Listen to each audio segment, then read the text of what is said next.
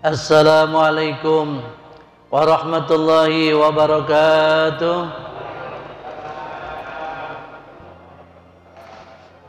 Ya Rabbi bil Mustafa balligh maqasidana waghfir lana ma madha ya wasi'al karami.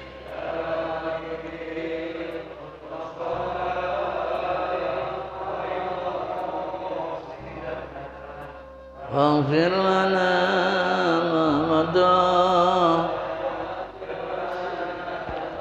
هو الحبيب الذي ترجى شفاعته لكل حال من الأهوال مقتحم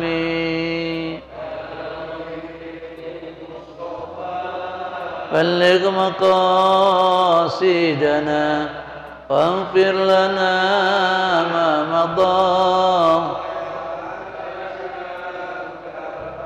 مولاي صل وسلم دائما أبدا على الحبيب كخير الخلق كلهم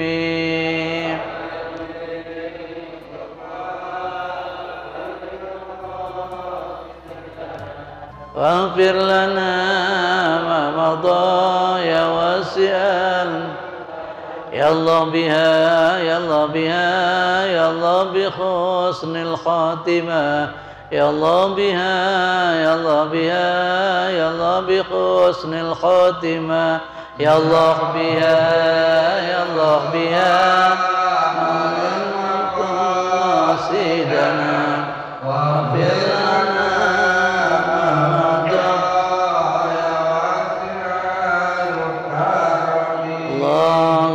صل وسلم وبارك عليه. Alhamdulillahirabbil alamin wassalatu wassalamu ala asrafil anbiya'i wal mursalin wal aqibatul muttaqin wala udwana illa 'alal zalimin. Rabbi ishrah li sadri wa yassir li amri wa hlul 'uqdatam min lisani yafqahu qawli. Wa qala al-musannif rahimahullahu ta'ala wa nafa'ana wa nafa'ani wa bi ulumihi wa bi barakatihi fid dharaini amin.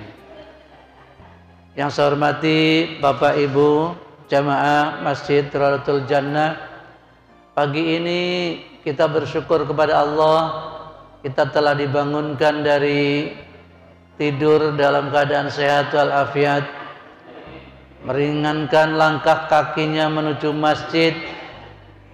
Setapak demi setapak Allah catat sebagai amal baik yang paling jauh, yang paling banyak pahalanya. Semoga kita semuanya selalu diberikan kesehatan, kenikmatan, keberkahan, panjangkan umur. Amin ya rabbal alamin. Pada kesempatan pagi hari ini kita akan bahas tentang keutamaan pergi ke masjid. Saya ulangi, keutamaan pergi ke masjid.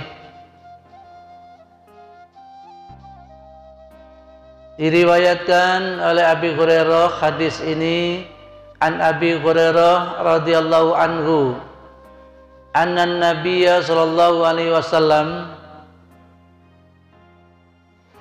sesungguhnya Nabi Muhammad sallallahu alaihi wasallam qala, ia bersabda, man qada ilal masjidi awraha a'addallahu lahu fil jannati nuzulan kullama qada awraha, muttafaqun alaih.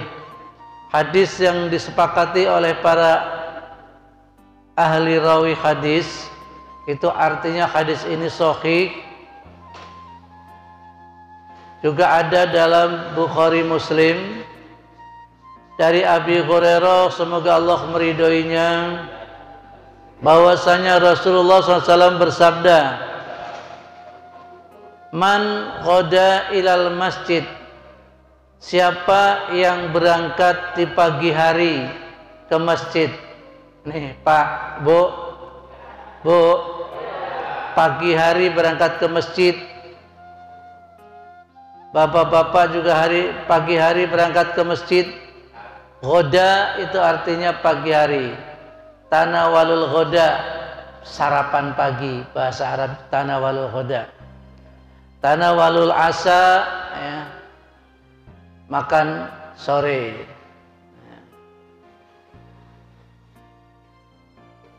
Pagi-pagi berangkat ke masjid.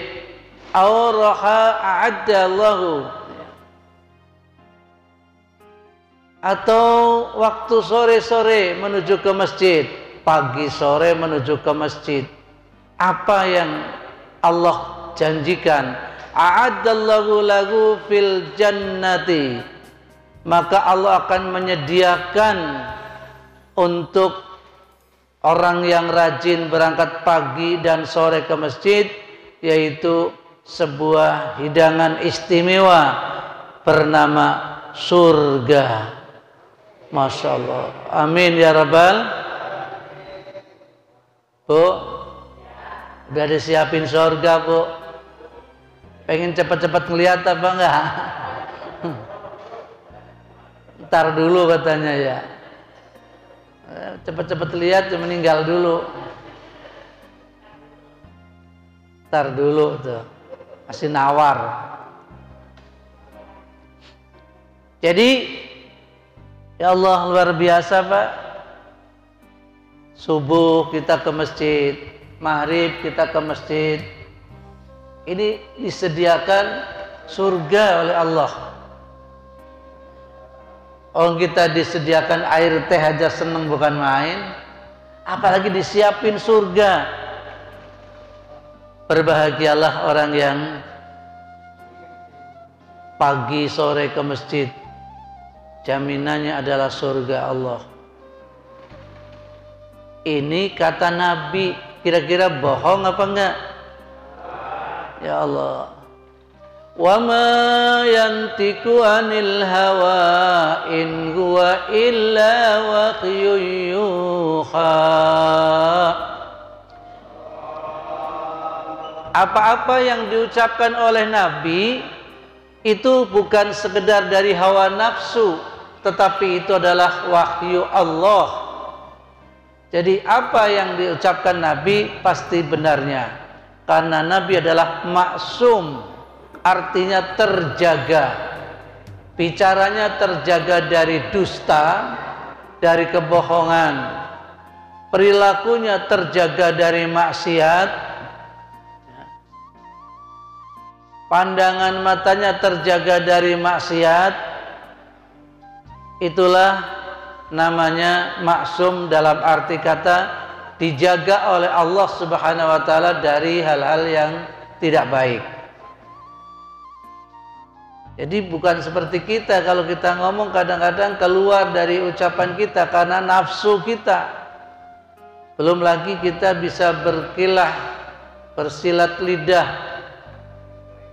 Karena lidah tak bertulang, bisa iya bisa tidak, pagi sore atau pagi tempe sore kedelai.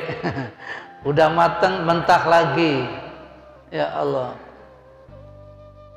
Tapi apa yang diucapkan Nabi itu adalah benar adanya. Hadis yang berikutnya, wa anhu radhiyallahu anhu, anan Nabi sallallahu alaihi wasallam, wa anhu berarti ini wawunya wawu ataf. Wawu ataf itu cukup menggunakan wa saja, berarti mengikuti kalimat yang depannya. Wal wawu lil atfi, wawunya itu untuk ataf. Rujuknya kepada Abi Hurairah. Wa anhu berarti dari Abi Hurairah juga. Semoga Allah meridhoi anan Nabi sallallahu alaihi wasallam, sesungguhnya Nabi Muhammad SAW qala, ia bersabda, man tatoharo fi baitihi, siapa orangnya yang bersuci atau membersihkan diri dari rumahnya, Tsumma madu ila baitin min buyutillah. Kemudian ia berjalan menuju rumah-rumah Allah, di antaranya adalah masjid ataupun musola. Liyaqdi faridotan, untuk melaksanakan sholat fardu atau kewajiban-kewajiban yang lain. Min faraidillahi, dari fardu-fardunya Allah, termasuk sholat. Ya. Kanat khutuwatuhu ihdaha takhuttu khati'atan, maka tercatat baginya setiap langkahnya, ihdaha salah satunya, takhuttu khati'atan, yaitu menggugurkan dosa-dosa kecil. Kalau kaki kanan kita langkahkan, dosanya rontok. Wal ukhra tarfa'u darajatan, kaki kiri kita langkahkan, mengangkat derajatnya kita. Masya Allah, luar biasa Bu. Ibu biasanya wudunya di masjid apa di rumah? Di rumah, alhamdulillah. Bapak-bapak di rumah, alhamdulillah. Kecuali kalau rumah lagi mati pam, airnya lagi kecil, kita terpaksa ya wudunya di masjid. Gak apa-apa, orang masjid itu untuk semuanya kok ya. Mandi di masjid silahkan, wudu di masjid silahkan. Insya Allah cukup tuh, airnya bagus. Di sini siapa orangnya yang dari rumah sudah bersih, suci, sudah punya wudu, melangkahkan kakinya menuju masjid, kaki kanan itu merontokkan dosa-dosa kecil, kaki kiri mengangkat derajatnya seseorang. Masya Allah. Astaghfirullahaladzim, ya Allah. Luar biasa Pak. Ini umat Islam ini punya kelebihan tersendiri. Masjid rumah Allah, asal kata sajadah. Sajadah yasjudu sajdan, wa masjadan fahuwa sajidun, wa zaka masjudun. Usjud la tasjud masjidun, masjidun misjadun. Itu tasrifnya. Ilmu shorof itu mencari akar kata satu persatu. Sajadah fi'il madi, artinya telah sujud. Yasjudu fi'il mudhari, akan sujud atau sedang sujud. Sajdan itu masdar, itu sujud, kata dasar. Wa masjid mim, ya, ada tambahan mim di depannya. Fahuwa sajidun, orang yang sujud namanya sajid. Masjudun, orang yang disujud atau benda yang disujudi. Sajadah itu masjud ya.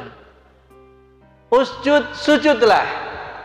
La tasjud, jangan sujud. Masjadun, masjadun, misjadun, masjidun, masjidun, misjadun. Masjidun namanya itu isim makan atau isim zaman, bukan makan bahasa Indonesia. Isim zaman artinya menunjukkan waktu. Isim makan, kata benda, menunjukkan tempat. Masjid berarti adalah tempat untuk bersujud. Nah, itu artinya begitu. Masjidun, masjidun, misjadun. Misjad zaman makan.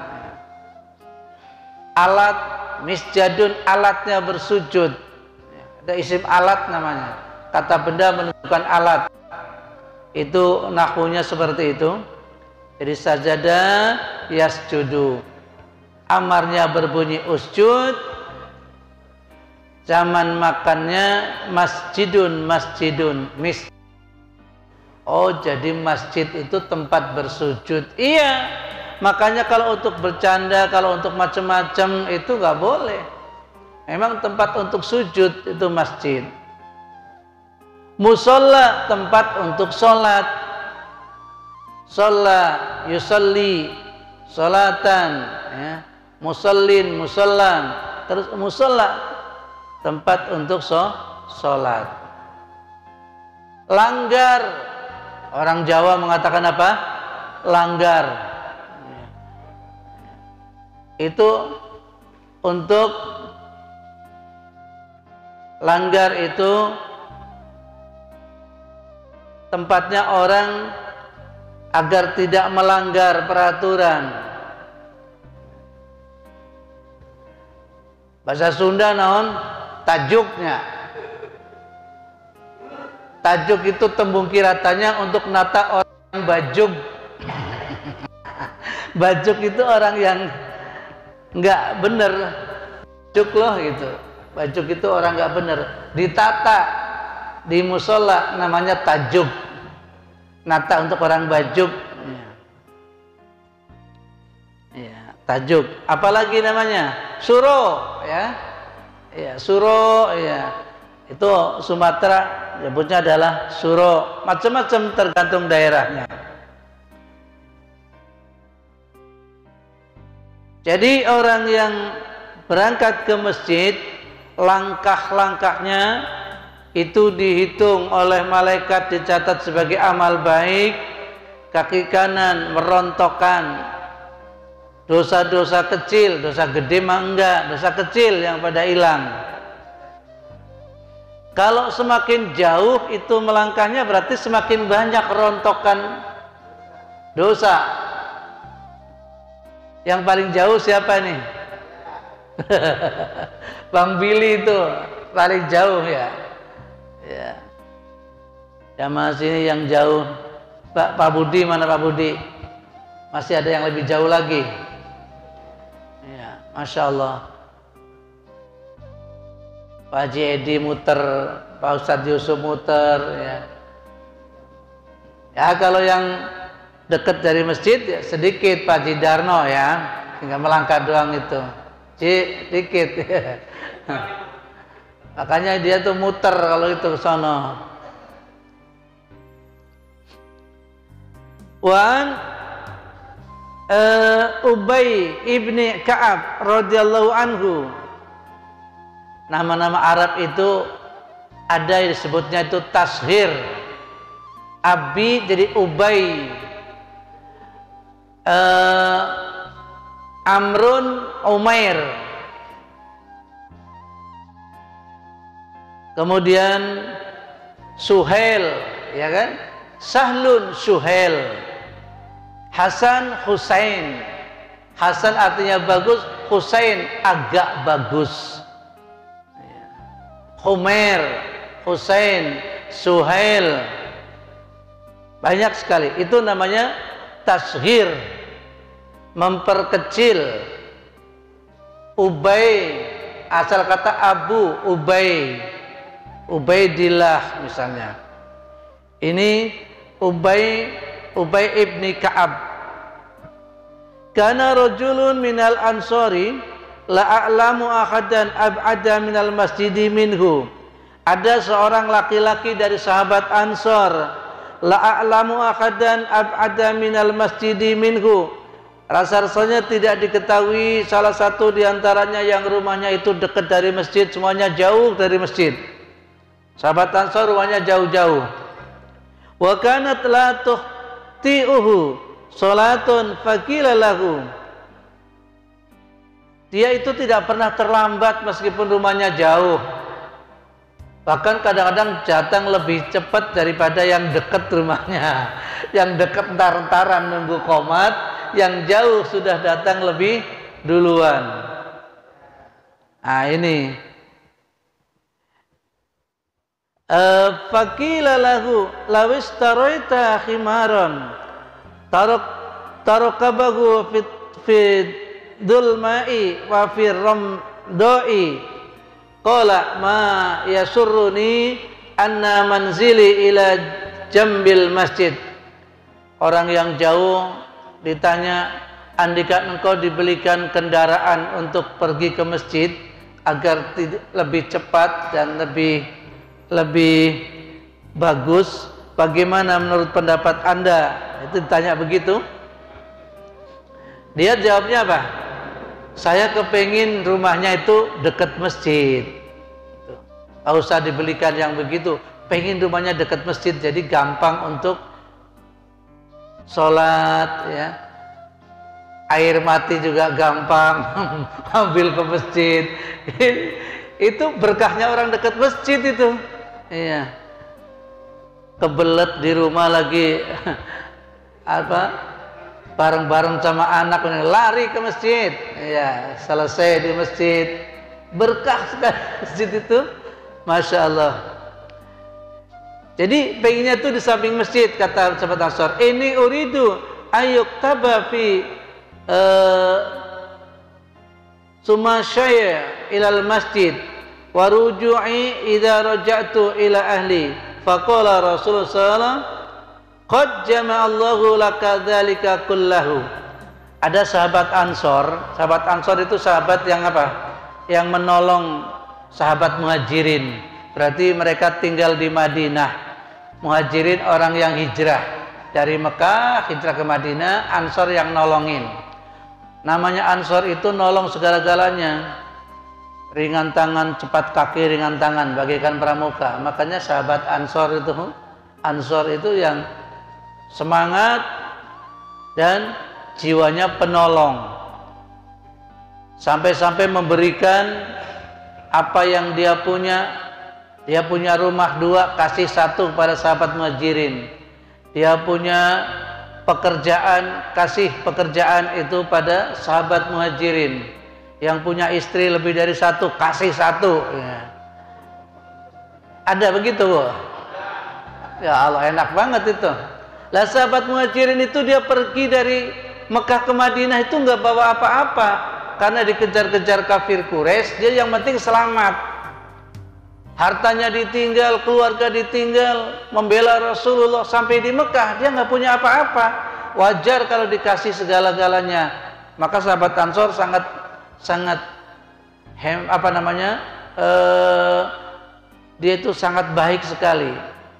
Yang belum punya rumah silakan bikin rumah di tanah saya. Yang belum punya istri mau berapa? Nah itu tinggal dikasih begitu. Masya Allah. Jadi sahabat Ansor ini rumahnya jauh-jauh dari masjid, karena Rasulullah mendirikan masjid itu kan ngikutin ontaknya.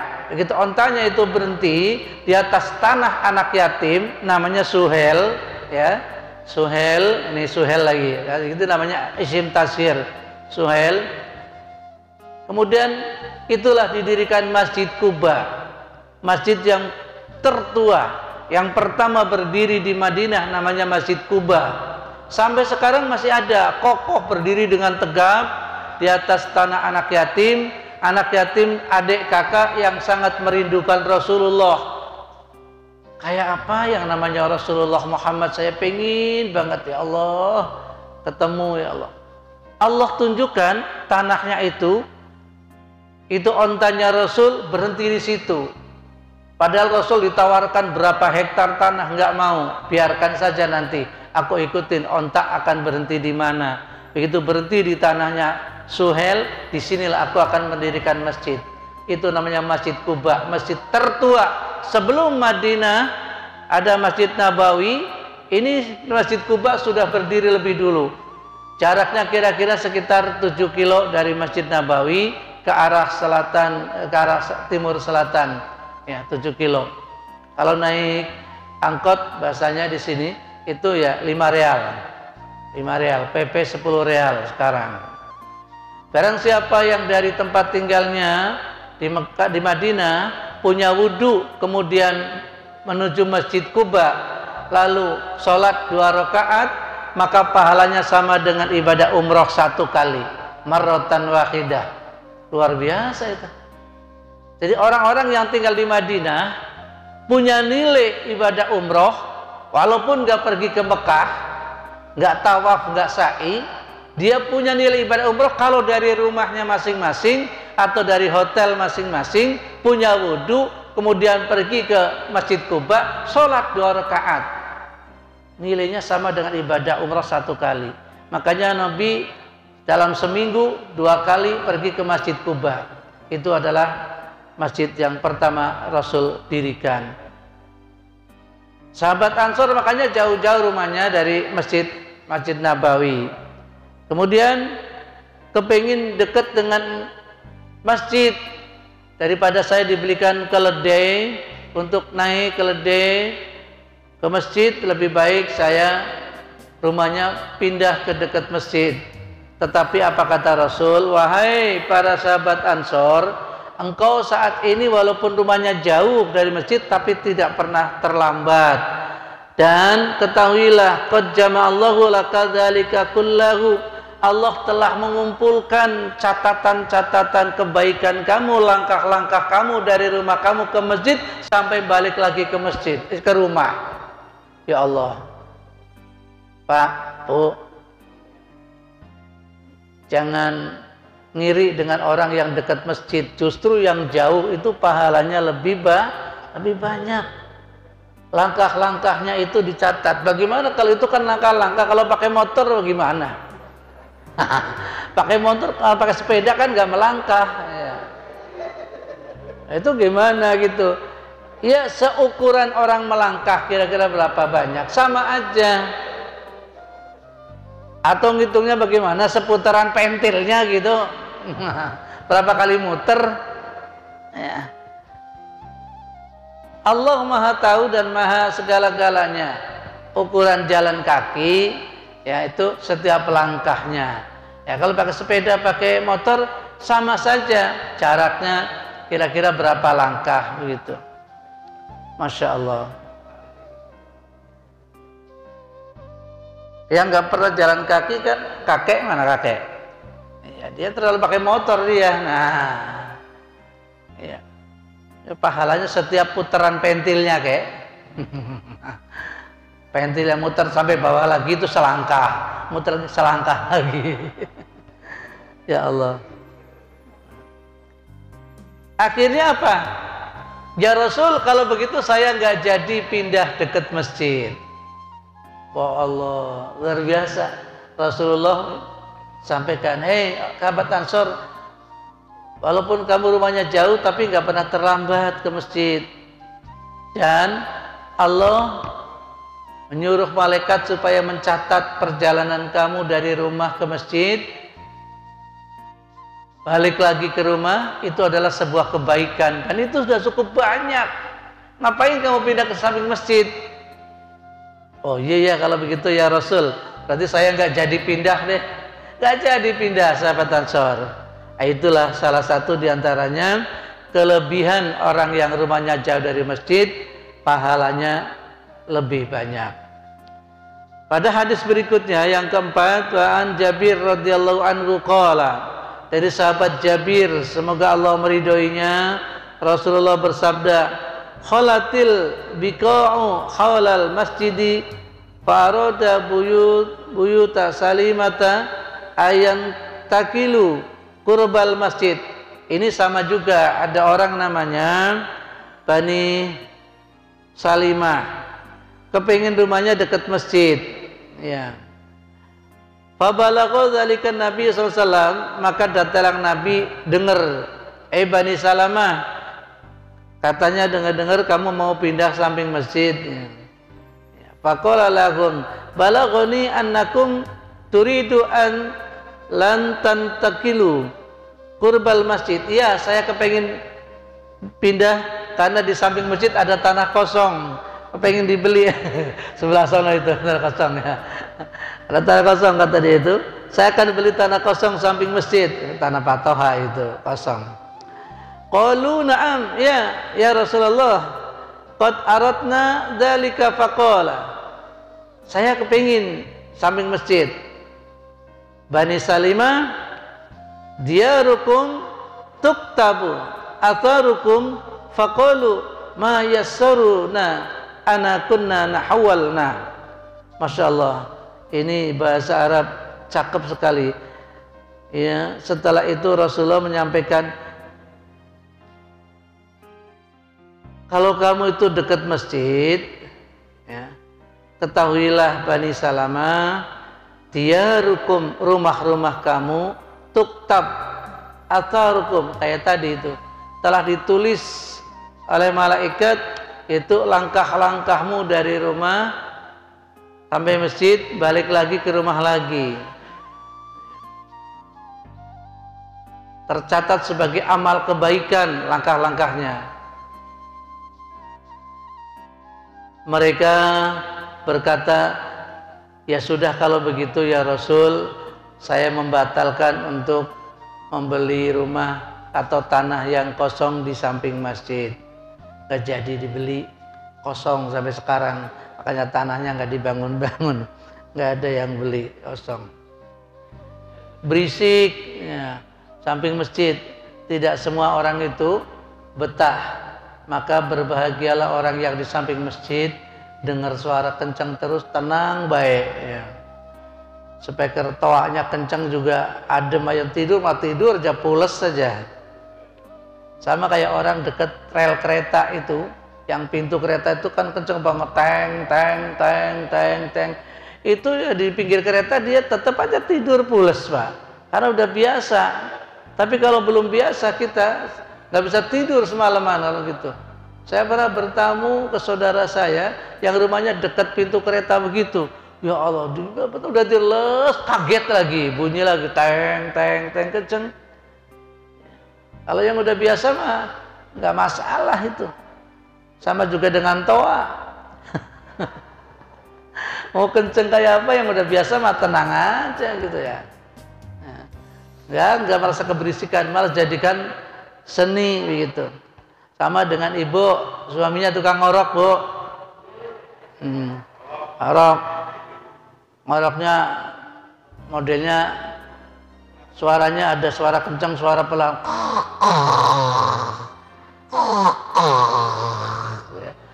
Ibunya tenang aja tidur, jadikan itu adalah sebagai hiburan. Mau tidur, wah ada pengantar tidur, musik pengantar tidur. Udah gak usah benci, kalau benci ya akhirnya nggak bisa tidur. Cerita haji tahun 2003, orang Kuningan, dia bos. Kalau belanja ke Tanah Abang puluhan juta, ratusan juta. Waktu itu dolar itu harganya 10.000. Dia ngantongin 5.000 dolar, taruh di sabuk itu. 5.000 dolar banyak Pak. Dia itu tidurnya di tenda, walaupun plus. Kalau di Mina itu sempit, jejer, sebelahnya ngorok. Dia benci banget dengan orang ngorok, nggak tidur dia.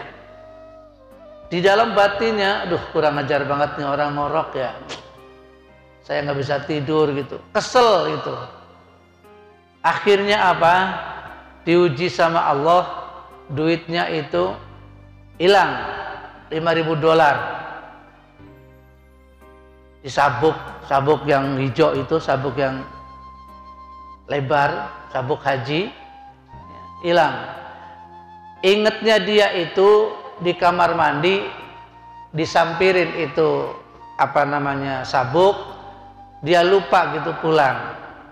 Nangis Pak. Suaminya nangis, istrinya juga nangis. Karena kebetulan istrinya itu nggak dipegangin duit. Duitnya ada di suami semua. Nah, ini pelajaran buat saya pembimbing haji. Jadi kalau pergi haji maupun umroh, duitnya jangan jadi satu. Ada yang di istri, ada yang di suami, ada yang di koper, ada yang di sabuk. Yang di sabuk cukup yang untuk paling belanja sekitarnya aja. Karena itu hilang. Terus nangis gitu. Saya tanya, di mana Bapak tadi ingetnya? Saya ingetnya itu di kamar mandi.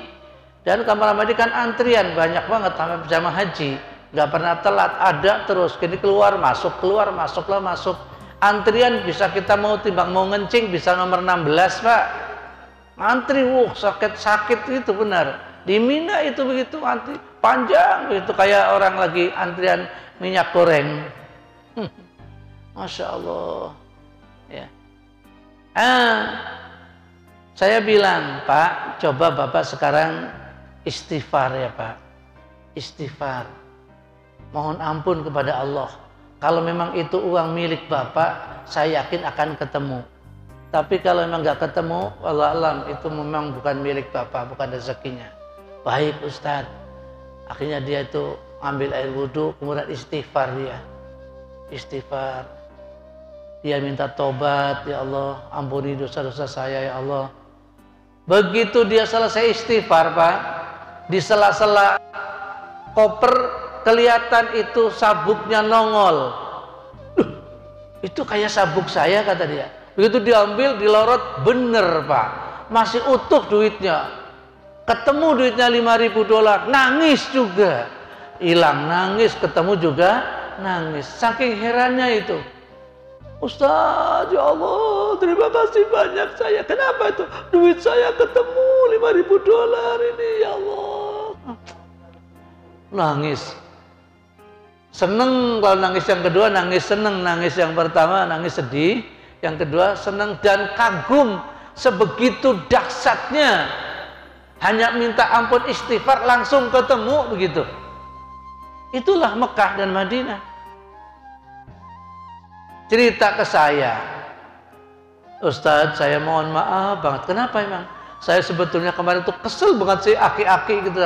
Samping saya ngoroknya kenceng banget itu. Udah gue benci banget itu. Apa gara-gara itu? Iya, makanya Bapak istighfar itu. Minta maaf sama orang itu. Iya, minta maaf. Masya Allah. Benar. Ya Allah, ya Rabb. Itulah. Balasannya itu spontan kalau di Mekah Madinah itu. Heran. Dalam rangka untuk menguji keimanan seseorang bisa seperti itu. Baik.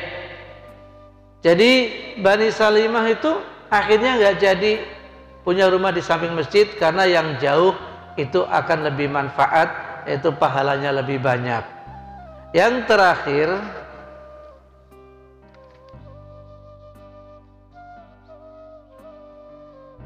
Wa'an Buraidah radhiyallahu anhu an Nabi sallallahu alaihi wasallam qala basyirul masyaina fid dhulami ilal masjid bin nurit tami yaumal qiyamati.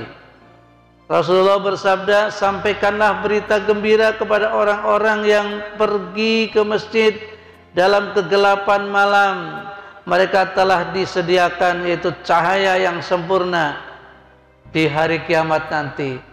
Masih malam sudah nyampe di sini, Pak. Masya Allah. Apa sih bedanya masjid zaman dulu dengan zaman sekarang?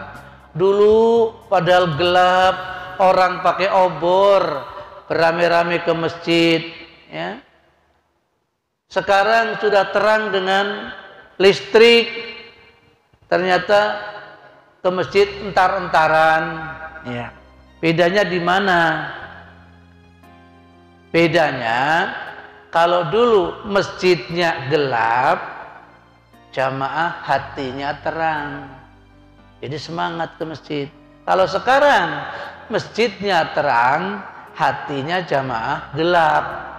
Jadi ke masjid entar dulu. Itu. Ya Allah, ya Rabb. Mudah-mudahan kita tergolong orang yang rajin ke masjid.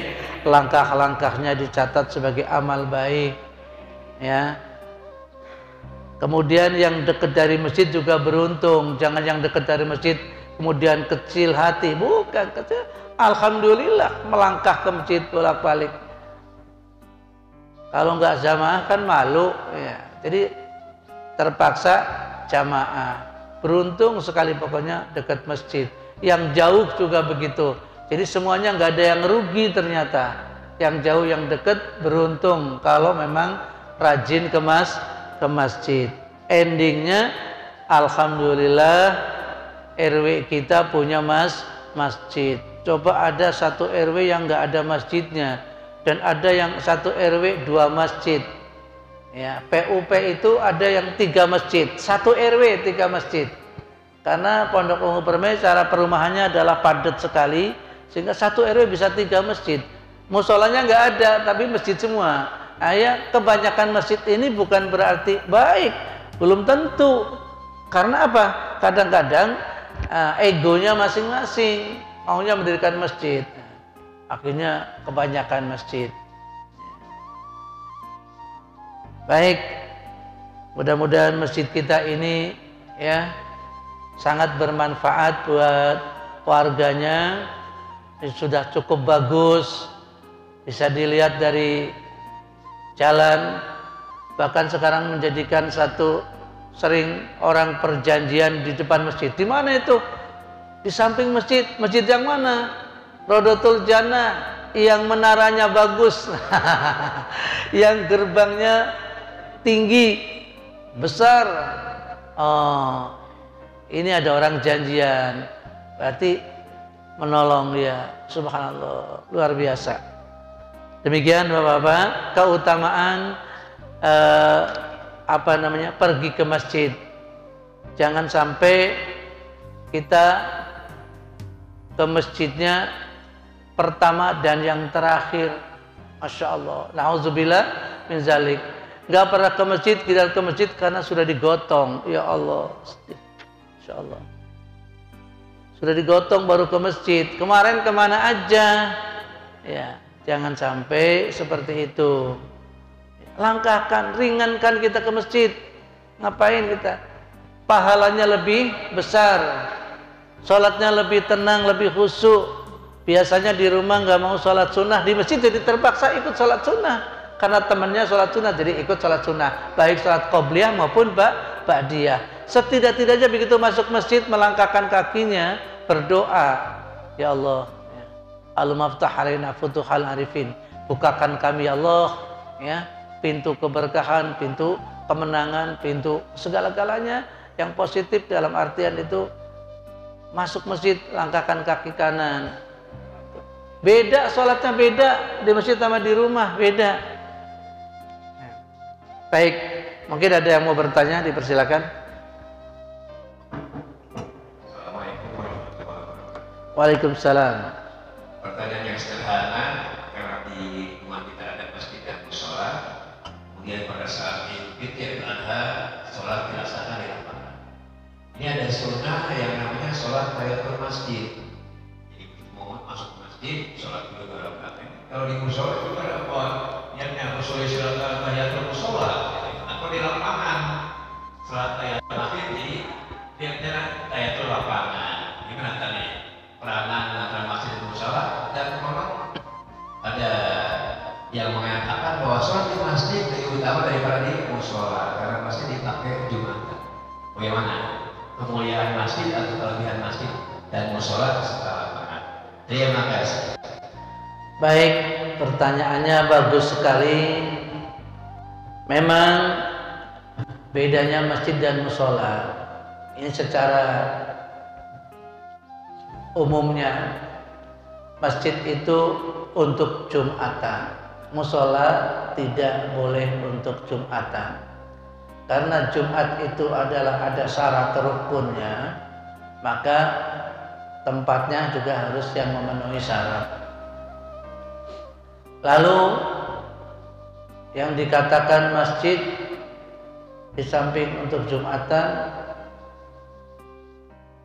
kriterianya seperti apa gitu. Sedangkan musola seperti apa? Maka di masjid itu lebih baik dibanding di musola sholatnya.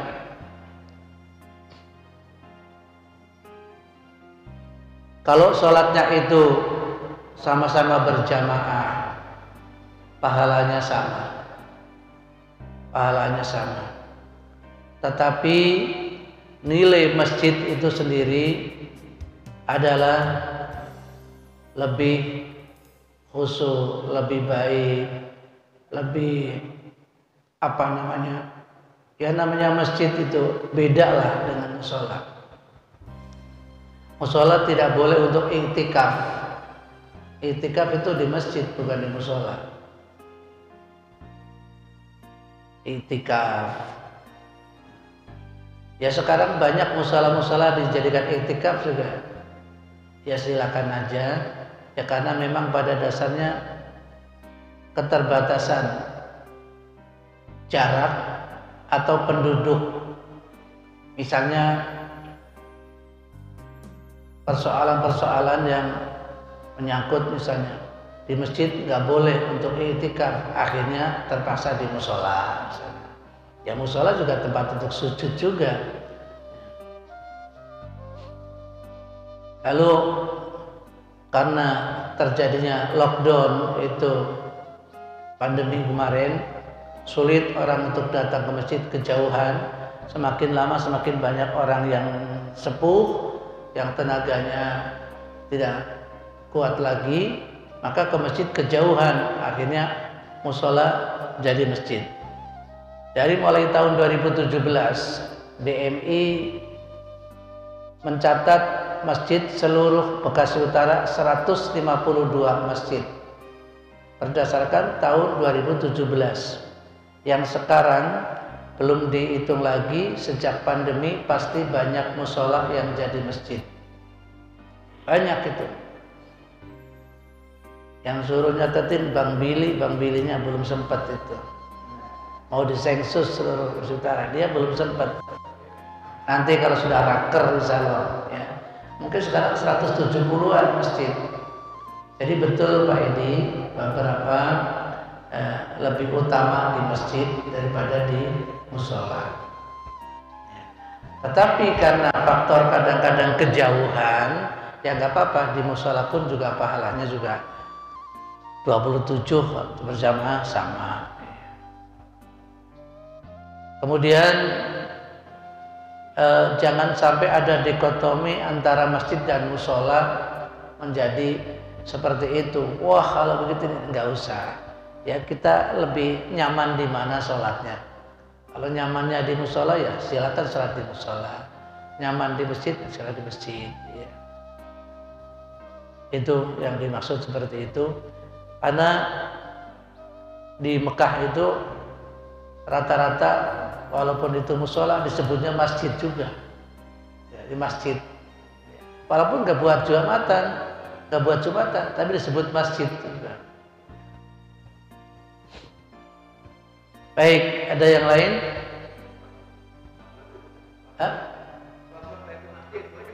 Salat sunnah, oh iya, ya di musola nggak boleh. Usolli sunatan tahiyatal musola, ya nggak boleh. Salat tahiyatul masjid, tahiyatul masjid diganti saja dengan baqiyatus sholihah, subhanallah walhamdulillah wala ilaha illallah wallahu akbar 3 kali.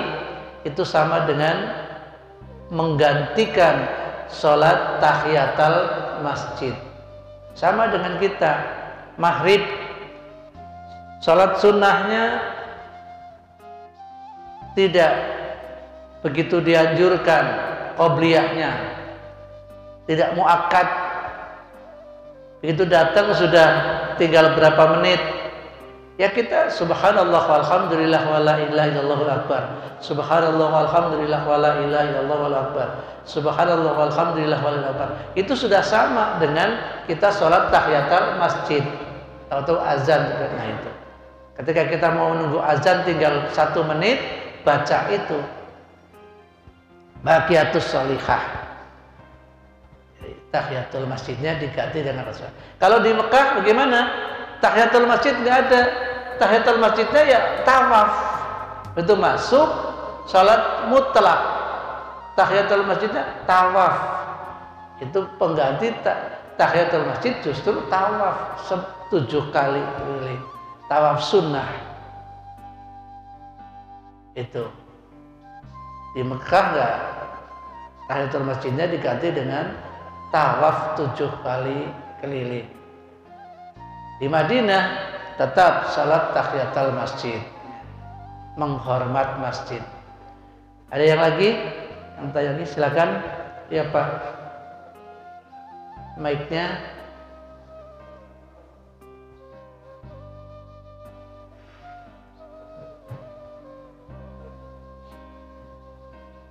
Assalamualaikum warahmatullahi wabarakatuh. Waalaikumsalam warahmatullahi wabarakatuh. Saya juga sebetulnya masih bertanya. Sebetulnya kan nama masjid dan musola itu kan beristilah. Iya. Pada prinsipnya dua-duanya untuk tempat sujud. Termasuk juga kalau di rumah ada yang rumahnya gede, di situ ada musola, itu juga sebetulnya bisa dikatakan masjid. Sekarang pertanyaannya, munculnya istilah ini, apakah ada latar belakang? Munculnya istilah masjid atau musola di Republik ini, apakah ada latar belakang? sehingga muncul istilah-istilah tersebut. Padahal seperti yang Pak Ustadz katakan tadi, kalau di Mekah biarpun masjidnya kecil, itu namanya tetap masjid, bukan musola. Ya. Seperti tempat waktu maktab saya itu kira-kira masjidnya itu dia ukuran hanya 6 kali 10 meter. Itu juga namanya masjid. Jadi mungkin bisa dijelaskan apa yang menjadi latar belakang kenapa muncul istilah ini. Apakah ini kaitannya dengan misalnya zaman Belanda untuk memecah belah, atau mungkin ada motif lain? Mungkin Pak Ustadz tahu, mungkin bagaimana ini, mohon dijelaskan. Iya. Terima kasih. Wassalamualaikum warahmatullahi wabarakatuh. Waalaikumsalam warahmatullahi wabarakatuh. Baik, ini memang hanya istilah saja ya. Istilah di negeri kita. Kalau di sana memang namanya semuanya masjid walaupun kecil. Tapi di kita ada sebetulnya musola, bukan masjid. Mungkin sejarahnya ini mungkin ada kali barangkali di zaman-zaman dulu namanya itu bisa dipecah-pecah seperti itu. Saya rasa malah mungkin kalau itu kaitannya dengan sejarah masa dulu, karena ini di negeri kita sendiri yang sepuh lebih tahu lagi ya dalam ilmu-ilmu Belanda dalam memecah belah bangsa kita dengan cara-cara itu. Jangan dikasih nama masjid lagi, karena masjid itu pusat daripada umat Islam, pusat kegiatan, bisa juga pusat untuk intifadah. Intifadah itu menyusun kekuatan untuk melawan musuh. Nah, kalau ada musola kan berarti bukan masjid, tidak ada kecil lah. Tidak bisa untuk perkumpulan orang-orang untuk berembuk memusuhi Belanda. Saya yakin itu ada kaitannya seperti itu.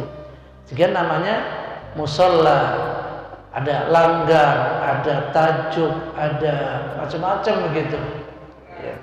Menghilangkan nama masjid begitu. Yang pada dasarnya ya tempat sholat, ya tempat sujud juga, sama itu, tempat sholat, tempat sujud. Tapi karena tidak untuk Jumatan, maka di Indonesia dibedakan yang bisa untuk Jumatan adalah disebut masjid, musola tidak untuk Jumatan. Tapi ada masjid juga tidak untuk Jumatan, namanya sudah masjid tapi nggak diperuntukkan untuk Jumatan. Ada, karena bentuknya besar dan itu mungkin tidak memenuhi syarat kalau untuk Jumatan, nggak pernah untuk Jumatan. Sementara ada tempat bentuknya parkiran, bukan masjid tapi untuk Jumatan, ya kan? Di mall misalnya, di mall itu Jumatannya di parkiran, hanya dibentuklah seperti ini, ditulis pengimaman masjid.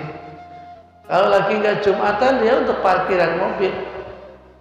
Ini di Sumarekon juga begitu, di lantai 3 atau lantai 5 itu. Itu Jumatannya di parkiran. Imam Syafi'i membatasi sebetulnya. Ketika Jumatan tidak memenuhi syarat, diantaranya adalah mustautin, dzakirin, mustautin, balighin. Jamaah Jumatnya itu orang-orang laki-laki yang sudah balik-balik, yang penduduk asli, penduduk tetap sampai arba'in, 40. Jadi kita ini kalau kurang dari 40 menurut mazhab Imam Syafi'i Jumatannya tidak sah. Tetapi Imam Nawawi 4 orang saja sudah sah. Nawawi. Ada yang khutbah, ada yang dengerin, 3 orang, itu sudah sah. Sementara orang yang di mall itu kan tinggalnya nggak di situ. Yang di kantor, di perkantoran tinggalnya nggak di situ. Tinggalnya di rumah jauh, tinggalnya di Wisma Asri, kantornya di Jakarta, di kantor ada Jumatan. Mereka adalah bukan penduduk asli situ. Ini menurut Imam Syafi'i yang kekeh nggak boleh mendirikan Jumatan. Ingat dulu mbah saya, Ki Abdul Ghafur itu pernah disangka DITII, akhirnya dipenjara di Cilacap, di Nusa Kambangan. Selama di penjara dia tidak menjalankan sholat Jumat karena menganggap saya bukan penduduk asli di sini. Gitu. Nah, sekarang berubah lagi fikih. Alasannya adalah darurat dan kesulitan untuk mencari tempat sholat Jumat yang sebenarnya, sehingga menggunakan pendapat-pendapat yang membolehkan untuk sholat Jumat dan mengesahkan sah-sah saja dan boleh-boleh saja, lapangan diganti dipakai untuk Jumatan, silahkan sah-sah saja. Ada syiarnya, ada itu dibolehkan. Jadi dulu di Klender ada namanya Kiai Zayadi. Mungkin ada yang ingat Tanah 80. Habis sholat Jumat dia sholat lagi, sholat i'adah namanya, mengulang sholat zuhur. Habis sholat Jumat sholat zuhur. Karena apa? Dianggap itu orang-orangnya bukan penduduk asli, pada ngontrak sekitar masjid. Jadi yang penduduk asli di situ nggak ada 40. Supaya sah sholat Jumatnya mengulang sholat zuhur. Allah alam. Jadi Bapak, kalau tadi itu saya memang belum pernah menemukan itu untuk sejarah itu. Tapi ada kaitannya dengan itu, bisa jadi politik di Indonesia terjadi di zaman Belanda untuk memecah belah umat Islam agar tidak punya kekuatan yang kalau di masjid begitu. Di Palestina kan begitu. Asal remaja masuk masjid sekarang ini lebih dari 4 orang itu dicurigain, disuruh keluar. Ini gawat sekali itu. Kemarin kita di kantor ada tamu dari Palestina, seperti itu kondisinya. Saya tanya bagaimana ya kondisi Indonesia. Saya lebih senang hidup di Indonesia, nyaman. Ya terang aja, Indonesia bagaikan surga dunia. Surga di dunia adalah Indonesia. Saya hidup di Palestina, jalur Gaza sangat menakutkan sekali, nggak betah di sana dia. Mungkin nanti di bulan puasa ada juga yang Palestina datang ke sini. Kemarin yang baru sebulan belum bisa bahasa Indonesia, bisa bahasa Arab, jadi kita layani pakai bahasa Arab. Jadi itu Bapak-bapak, memang pada dasarnya sama saja sholat. Cuma karena musola, kita mau sholat tahiyatul musola nggak ada ceritanya itu gitu. Sama dengan di lapangan kita sholat mutlak saja kalau begitu. Sholat mutlak di musola, di lapangan kita sholat mutlak 2 rakaat. Baik, saya rasa mungkin cukup karena waktunya sudah jam 6. Apa yang saya sampaikan mudah-mudahan bermanfaat. Wallahul muwaffiq ila aqwamit thoriq. Assalamualaikum warahmatullahi wabarakatuh.